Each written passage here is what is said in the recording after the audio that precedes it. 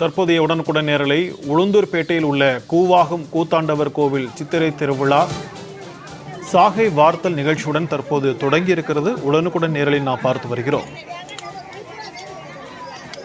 18 நாட்கள் நடைபெறவுள்ள இந்த திருவிழா திரளான திருநங்கைகள் புடைசூழ கொடியேற்றத்துடன் தற்போது தொடங்கி இருக்கிறது. அதாவது 18 நாட்கள் நடைபெறவுள்ள இந்த திருவிழாவில் திரளான திருநங்கைகள் புடைசூழ தற்போது கொடியேற்றத்துடன் இந்த திருவிழாவானது தொடங்கி இருக்கிறது.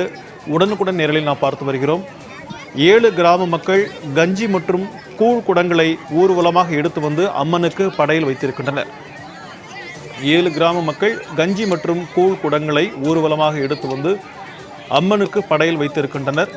இதனை நாம் உடனுக்குடன் நேரலில் பார்த்து வருகிறோம். கூவாகம் கூத்தாண்டவர் கோவில் சித்திரை திருவிழா தற்போது கோலாகலமாக தொடங்கி இருக்கிறது. இந்த விழாவில் ஆயிரக்கணக்கானோர் கலந்து கொண்டு வழிபாடு மேற்கொண்டு வருகின்றனர். கூடுதல் விவரங்களோடு நம்முடன் இணைகிறார் செய்தியாளர் இளையராஜா. வணக்கம் இளையராஜா, விரிவான தகவல்களை பதிவு பண்ணுங்க.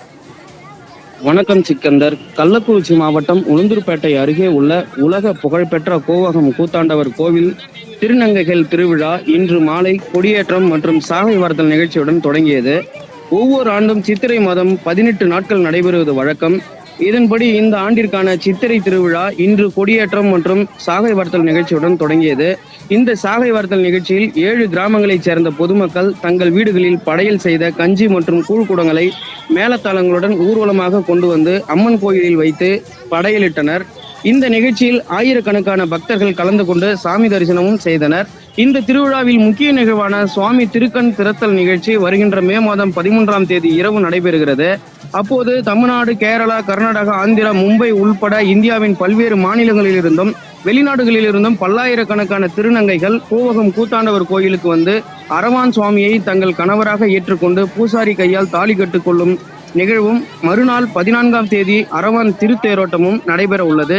இந்த நிகழ்ச்சிக்காக தமிழ்நாட்டின் பல்வேறு பெருநகரங்களிலிருந்து சிறப்பு பேருந்துகள் இயக்கப்படும் நிலையில் இதில் திருநங்கைகள் மட்டுமின்றி பல்லாயிரக்கணக்கான பக்தர்களும் கலந்து கொண்டு தேரை வடம் பிடித்து இழுத்து வேண்டுதலை நிவர்த்தி செய்வார்கள்.